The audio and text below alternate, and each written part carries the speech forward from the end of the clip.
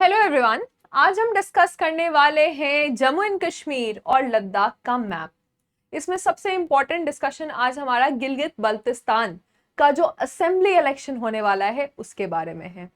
News ये है कि गवर्नमेंट ऑफ इंडिया ने अभी एक स्ट्रॉन्ग डिप्लोमेटिक प्रोटेस्ट दिखाया है अपना, और ये पाकिस्तान के खिलाफ दिखाया गया है। पाकिस्तान के खिलाफ ये प्रोटेस्ट इसीलिए है according to ministry of external affairs, क्योंकि पाकिस्तान ने अपना खुद का ही यूनिलेटरल एक पक्षीय जनरल इलेक्शंस कंडक्ट करने की बात की है। 5 तारीख को यह अनाउंसमेंट हुआ है, 7 तारीख को इलेक्शंस करने की बात की गई थी। और ये कहां पे, तो गिलगित बल्तिस्तान के क्षेत्र में ये इलेक्शंस करवाने की बात की गई थी। तो इसके बारे में आज हम डिटेल में जानेंगे, पर पहले हम ये प्रेस रिलीज देख लेते हैं जो कि मिनिस्ट्री ऑफ एक्सटर्नल अफेयर्स का है। यहां पे आप देखिएगा कि भारत ने लॉन्च किया है अपना strong protest regarding the general elections in Gilgit Baltistan area. Government of India ने यह स्ट्रॉन्ग प्रोटेस्ट पाकिस्तान के खिलाफ बताया है, क्योंकि पाकिस्तान 7 जून 2026 को जनरल इलेक्शंस कंडक्ट करने की बात कर रहा है। गवर्नमेंट ऑफ इंडिया का कहना है कि well position that the entire union territory, जो पूरा जम्मू एंड कश्मीर और लद्दाख का क्षेत्र है, जिसमें गिलगित बल्तिस्तान का भी क्षेत्र है, ये इंडिया का इंटरनल पार्ट है और ये एलियनेबल नहीं है, ये इनएलियनेबल है। इसका मतलब इसको अलग नहीं किया जा सकता है, और इस कारण से कंप्लीट लीगल और मतलब इसको आप यहां से इसके सेशन को रिमूव ही नहीं कर सकते हैं, तो इलेक्शंस कैसे हो सकते हैं। और अकॉर्डिंग टू ये गवर्नमेंट ऑफ इंडिया एक्ट 1947 में ये बताया गया है।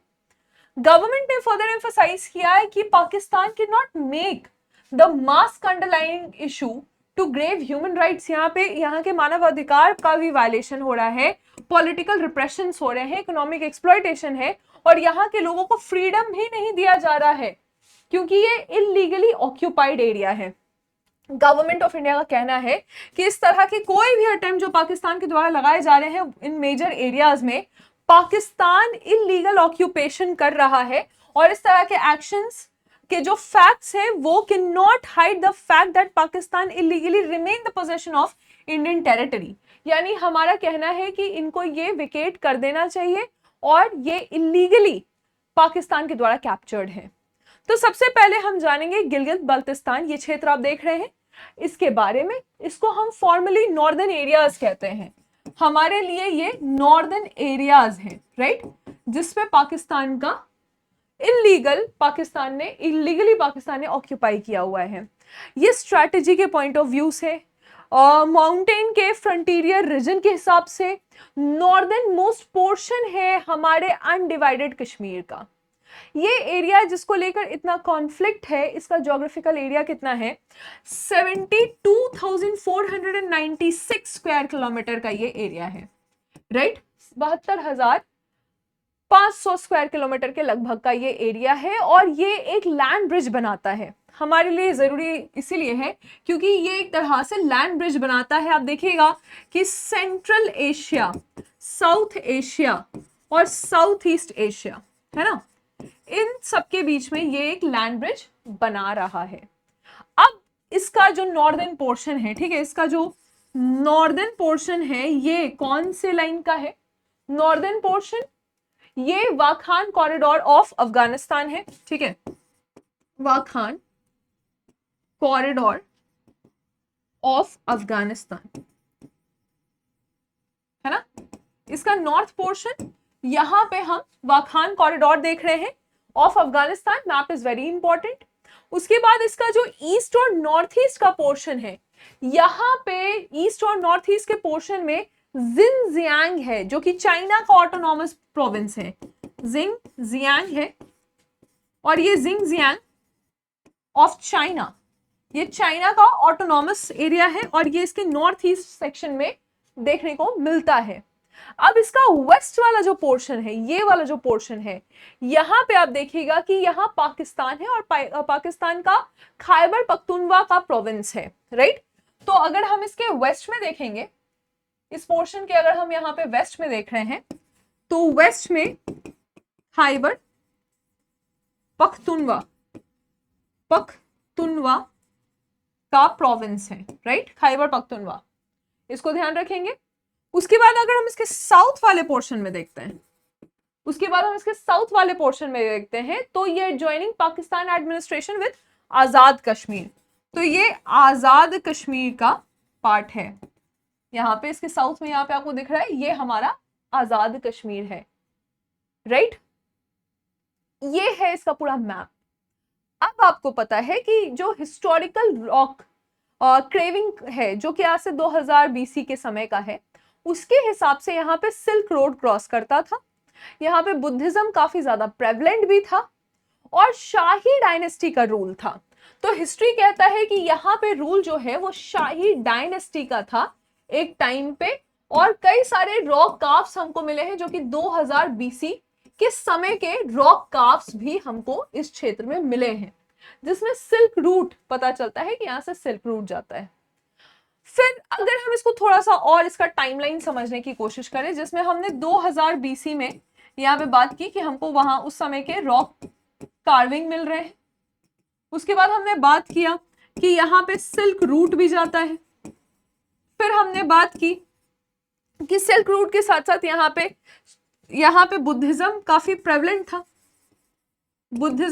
था। उसके बाद यहाँ आप देखिएगा कि शाही डायनेस्टी भी था। पूछा जा सकता है कि एंशिएंट टाइम में, मिडिएवल टाइम में कौन सी डायनेस्टी थी? तो शाही डायनेस्टी थी। फिर आता है मॉडर्न हिस्ट्री का टाइम, यानी कि 1846 से लेकर 1947 के बीच में क्या हुआ, जहां से मैक्सिमम क्वेश्चंस आएंगे। ट्रीटी ऑफ अमृतसर साइन किया गया था, है ना। तो यहाँ पे हमको पता होना चाहिए कि ट्रीटी ऑफ अमृतसर के अंदर ये पोर्शन आता है, और ये ट्रीटी ऑफ अमृतसर 1946 का था। इस समय गिलगित बल्तिस्तान को एनेक्स किया गया था और नया जो princely state of Jammu and Kashmir है वो बना। जो princely state of Jammu and Kashmir है वो अंडर डोगरा डायनेस्टी बना, इसको बनाया गया। क्लैरिटी।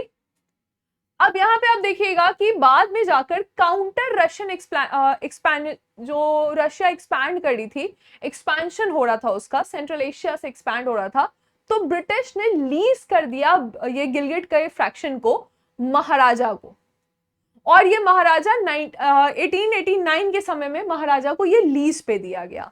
ठीक है, तो ब्रिटिश ने इसको लीज पे दिया इस क्षेत्र के महाराजा को, और उनको डर था रशियन एक्सपेंशन पॉलिसी से, जो कि ऑलरेडी सेंट्रल एशिया में काफी प्रेवलेंट था। फिर वही कहानी है कि 1947 में महाराजा हरि सिंह ने साइन किया इंस्ट्रूमेंट ऑफ असेशन कि वो इंडिया को ज्वाइन करना चाहते हैं, लेकिन 1 नवंबर 1947 को मेजर विलियम ब्राउन जो कि ब्रिटिश कमांडर थे, उन्होंने इस यहाँ का जो गिलगिट स्काउट था, ब्रिटिश कमांडर थे वो गिलगिट स्काउट के, एक मिलिट्री कूप की और ये अगेंस्ट द हिंदू गवर्नर किया। दो इवेंट यहाँ पे प्रेवलेंट हैं। ठीक है, दो इवेंट, यानी कि 1947 में हम देख रहे हैं 1 अक्टूबर को क्या हुआ, तो इंस्ट्रूमेंट ऑफ असेशन साइन किया गया था बाय हरि सिंह, महाराजा हरि सिंह। और फिर क्या होता है, इसको साइन किया गया था, और फिर क्या होता है कि 1 नवंबर को क्या हुआ यहाँ पे कि जो विलियम ब्राउन है, ठीक है, विलियम ब्राउन कौन थे? विलियम ब्राउन जो है ये गिलगिट स्कॉट के कमांडर थे। अब इन्होंने एक मिलिट्री कूप कर दी, कूप अगेंस्ट गवर्नर, यहाँ के जो गवर्नर थे उनके अगेंस्ट मिलिट्री कूप कर दी। वो गवर्नर हिंदू थे। थोड़ा सा यहाँ पे डायनेमिक, मतलब डेमोग्राफी को लेकर भी चर्चा होगी। तो ये हिंदू थे और इनके अगेंस्ट कूप कर दिया गया। एक short lived local provisional government भी सेटअप किया गया, और पाकिस्तान ने इसका कंट्रोल 16 नवंबर 1947 को ले लिया। पाकिस्तान ने इसका कंट्रोल 16 नवंबर 1947 को ले लिया। फिर कराची का एग्रीमेंट हुआ, जिसमें जो एडमिनिस्ट्रेटिव टेरिटरी है वो फॉर्मली ट्रांसफर किया गया था from Azad Kashmir to the federal government of Pakistan. इनके अकॉर्डिंग इनका अपना चल रहा था। मिनिस्ट्री ऑफ कश्मीर अफेयर्स बनाया पाकिस्तान ने, और कराची एग्रीमेंट के तहत ये किया। तो ये इसका बैकग्राउंड स्टोरी है, लेकिन हम बिलीव करते हैं इंस्ट्रूमेंट ऑफ असेशन पे, जिसको साइन किया गया था 1 नवंबर 1947 में, और उसी के अकॉर्डिंग हम कह रहे हैं कि ये जो भी चीजें चल रही हैं वो इलीगल है। हमारा करंट स्टैंड यही है कि हम एक सोवरेन कंट्री हैं, इनएलिएनेबल ये जगह है, और हम इसको कंसिडर करें अपना इंटीग्रल पार्ट। 1947 के इंस्ट्रूमेंट ऑफ असेशन को भी हम मानते हैं, और कोई भी तरह का चेंज, चाहे वो डेमोग्राफी है, चाहे वो गवर्नेंस है, चाहे वो कॉन्स्टिट्यूशनल स्टेटस है, उसको हम लेजिटिमेट नहीं मानेंगे। वो पाकिस्तान के ऑक्यूपेशन के अकॉर्डिंग हम उसको बिल्कुल ही अपोज करने वाले हैं। हमारा नेक्स्ट कंसर्न है ह्यूमन राइट्स। पाकिस्तान का कहना है कि इनका लोकल डिमांड प्रोविजनल स्टेटस है कि इनको पेल्बिसाइड चाहिए, और has fully avoided all the integration to keep Kashmir as a international dispute. मतलब इनका है कि कश्मीर जो है वो एक इंटरनेशनल मुद्दा है, और वो पेल्बिसाइड की मांग करते हैं। यूएन का कहना है कि इस्लामाबाद ने अर्ज किया है या आर्ग्यू किया है कि फॉर्मर मर्जर जिस कारण से पोजीशन खराब हो सकती है, तो यूएन के द्वारा ही पेल्बिसाइड यहाँ पे मतलब करवाने की बात की गई। इंडिया का डिप्लोमेटिक स्टैंड ये भी है कि हम यहाँ पे कोई भी थर्ड पार्टी इन्वॉल्वमेंट नहीं चाहते हैं।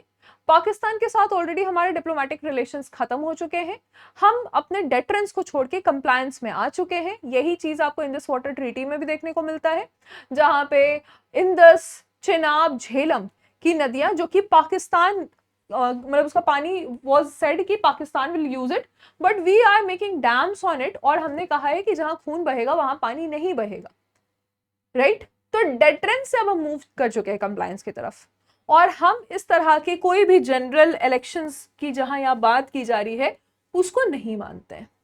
यहां से यूपीएससी आपका पूछ सकता है मैपिंग का क्वेश्चन। तो मैप आपका बहुत क्लियर होना चाहिए गिलगित बल्तिस्तान को लेकर। यूपीएससी ने पहले भी नुब्रा वैली से क्वेश्चन पूछा हुआ है, तो आपको सगजम वैली, नुब्रा वैली और जो सियाचिन का प्रोविंस है उसका मैप भी क्लियर होना चाहिए। तो क्या आप मुझे कमेंट सेक्शन में बता सकते हैं कि नुब्रा वैली के नॉर्थ, साउथ, ईस्ट और वेस्ट में कौन सा पार्ट है इंडिया का? ये आप मुझे कमेंट सेक्शन में बताइएगा। बाकी कैसी लगी ये जानकारी, ये भी आप मुझे बताएंगे। Thank you for the class, all the very best, जय हिंद।